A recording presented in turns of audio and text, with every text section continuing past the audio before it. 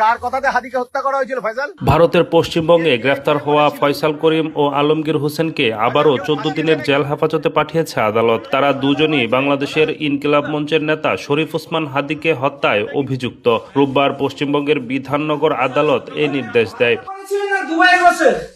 হেফাজতে থাকাকালীন জাতীয় গোয়েন্দা সংস্থা এনআই এর জিজ্ঞাসাবাদের জন্য অনুমতি চায় পশ্চিমবঙ্গের রাজ্য পুলিশের স্পেশাল টাস্ক ফোর্স। এর আগে 14 দিন পুলিশি হেফাজতের পর তাদের আদালতে হাজির করা হয়। বাংলাদেশ থেকে মেঘালয় সীমান্ত দিয়ে ভারতে যান তারা। ফিলিপ সাংমা নামের এক মধ্যস্থতাকারী তাদের ভারতে পৌঁছে দেন। বনগাঁ সীমান্ত থেকে চলতি মাসে সেই সাংমাকেও গ্রেফতার করে ভারতের আইনশৃঙ্খলা বাহিনী। ফয়সাল কার কথাতে হাদিকে হত্যা করা হয়েছিল ফয়সাল? ফয়সাল কেউ ফাঁসিয়েছে নাকি? দাদা কি হয়েছে ঘটনাটা বলো। হ্যাঁ তুমি ফাঁসানো হয়েছে? আমি এই কাজই করবো, এই ধরনের কোনো কাজে আমি ছিলাম না। ছিলে না কিন্তু ফাঁসাচ্ছে কারা? ফাঁসাচ্ছে কারা দাদা? তোমার ফাঁসাচ্ছে কারা? ফাঁসাচ্ছে কারা? তাহলে তুমি পালালে কেন?